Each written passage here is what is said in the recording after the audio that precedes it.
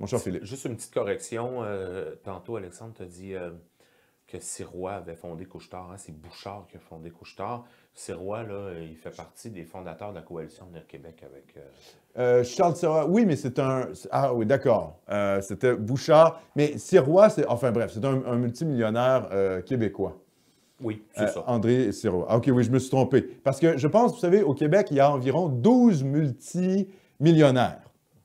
Il y en a 3 qui sont d'origine juive, dont Bronfman, Aldo et un autre qui fait de la finance, quelque chose comme ça. Évidemment, le plus connu d'entre eux, c'est en fait l'homme le plus riche au Québec, c'est Saputo. C'est la famille d'immigrés italiens, siciliens.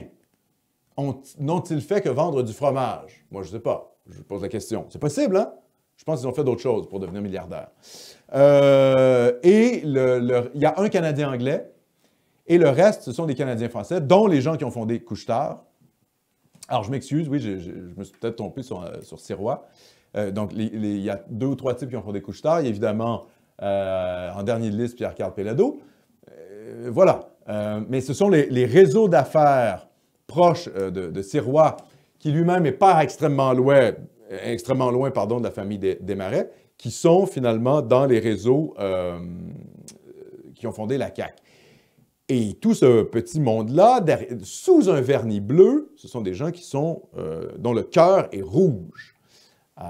Et ça, une fois que vous avez compris ça, vous comprenez un peu ce qui se passe avec la coalition Avenir Québec. Hein, c'est ce qui fait que Jean-Marc Fournier, par exemple, est nommé. On se demande comment ça se fait.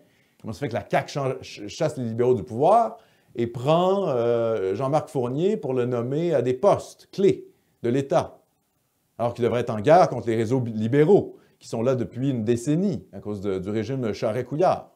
Ils ne sont pas en guerre contre l'ancien régime, compris? Comprenez, la CAQ est en continuité, mais elle a un vernis nationaliste. Et son électorat n'est pas le même que le Parti libéral, parce qu'évidemment, l'électorat du Parti libéral, c'est évidemment les immigrés, les Anglais, Montréal. Alors que la CAQ, son électorat, c'est évidemment la majorité canadienne-française. Encore la majorité, hein, pour quelques années.